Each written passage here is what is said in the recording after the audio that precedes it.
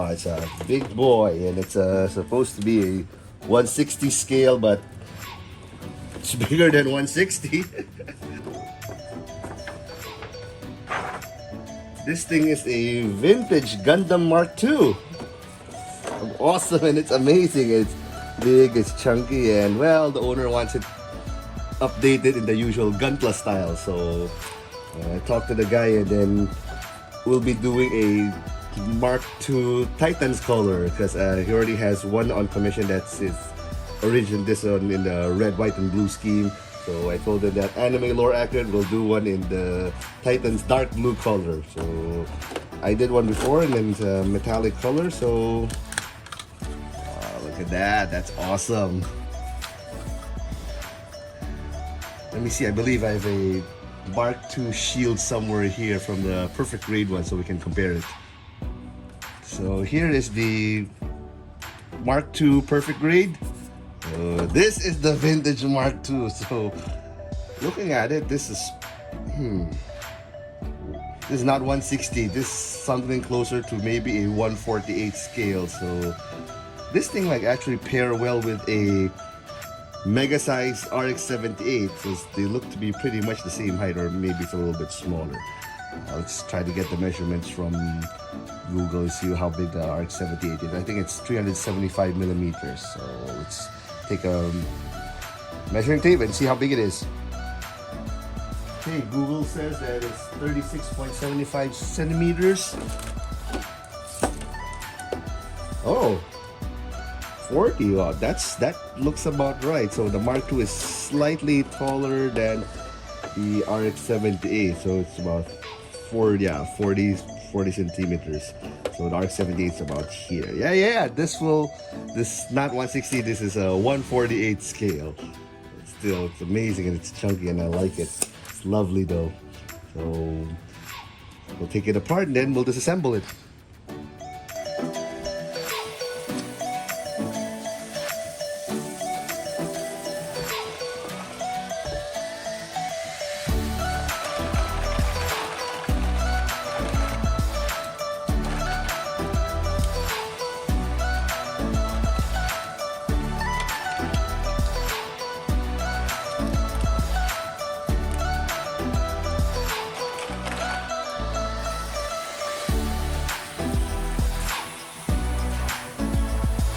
We're gonna do some repair on this one because this is the clip actually that holds the ratchet joints that's both for the fists and the shoulders. So this one's that's broken there. This one is totally broken. This one, there's only one intact, but we're gonna reinforce that. And there's another one, there's four of them. This one's intact also. Might as well reinforce it. And the way we're gonna do it is using this. There you go. Start first with this one. This is the one that's about to die. Okay, we get our soldering iron here. So we're gonna just position that and heat press it.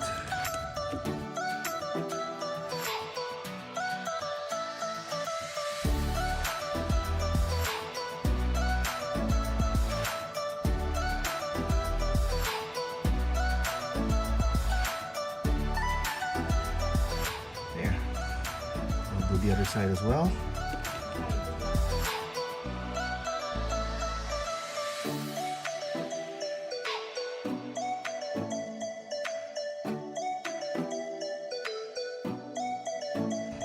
There you go.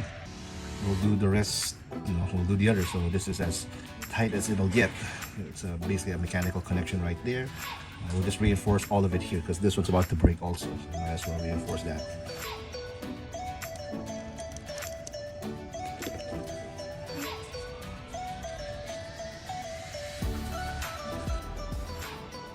Alright, we're done with the flat black base coat. I didn't bother to video it anymore because it's pretty much the same as every other painting video that you see with an airbrush. So it's flat black, there's nothing spectacular about it.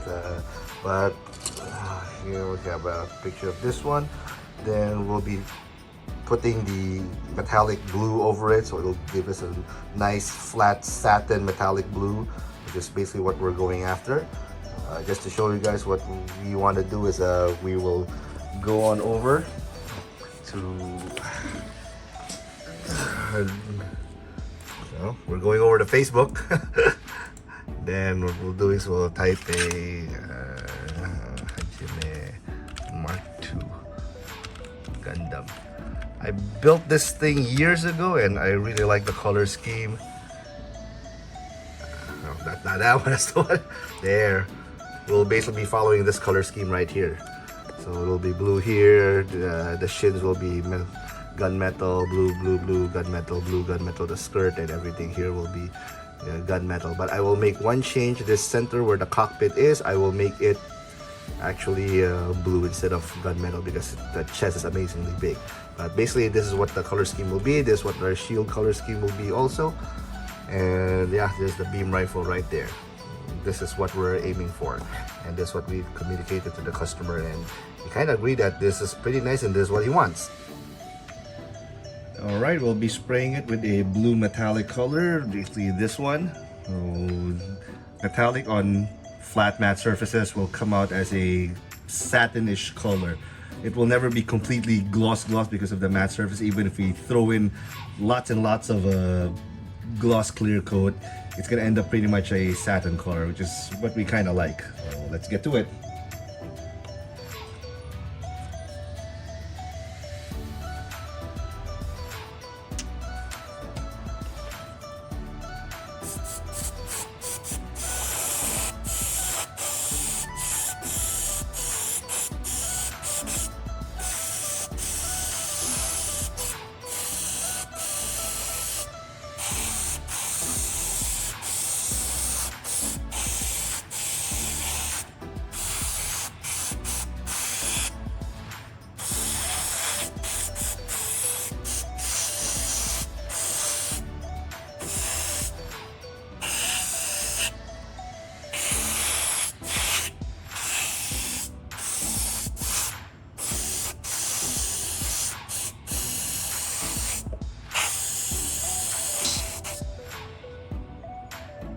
There you go. So this sucker actually dries pretty fast too.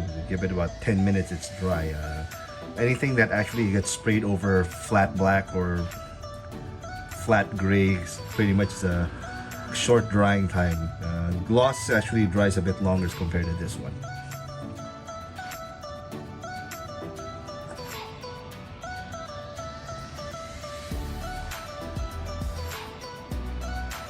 And now for parts like these, this is the knee joint here, so that's the back of it. That's where the knee connects here. We'll be using this one. I like this color, meteorite iron. So it's like gunmetal but a slightly darker shade than some of the other gunmetals I've seen. We'll shake it a little bit, and although this has primer-less lacquer, I already primed it in black. So, but you can apply the sucker directly to any plastic surface without the use of a primer. So we'll shake it up.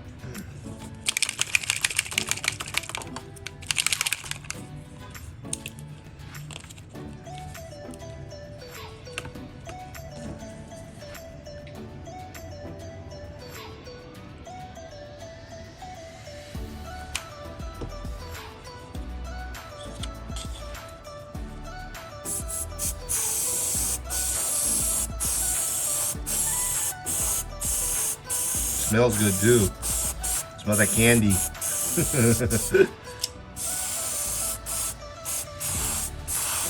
And doesn't take much to provide good coverage.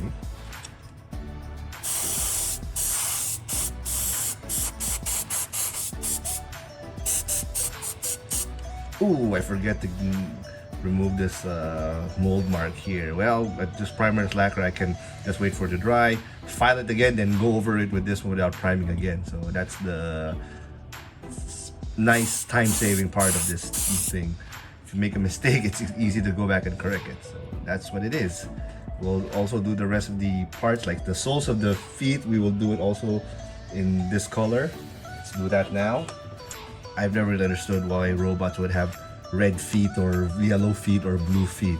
The soles of the feet are worn, so are wear out items. So it makes most sense, like tank treads, you don't color it because it'll just wear out after, geez, few feet of using, so it has to be in this natural metallic color state.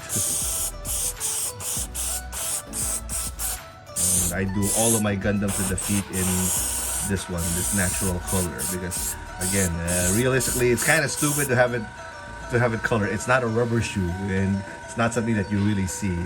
Mechanically, it has to be this bare metal color.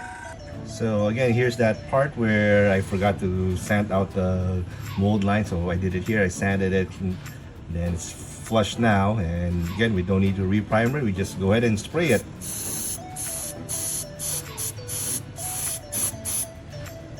Well, apparently the mold line's still there.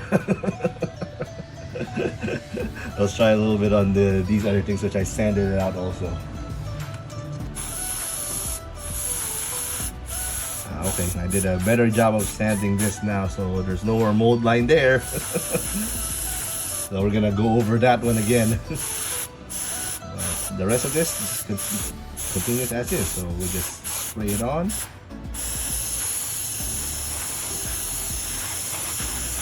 As you can see here, I don't need to reprime the area where it's not black. The coverage of this thing and the pigmentation is very, very good, so we don't need to prime it in black to have one uniform color. It can cover everything underneath it. So that's one piece. We'll do another piece here. And there we have it. It's pretty much all green. Yep, and it's just that one, straight coverage.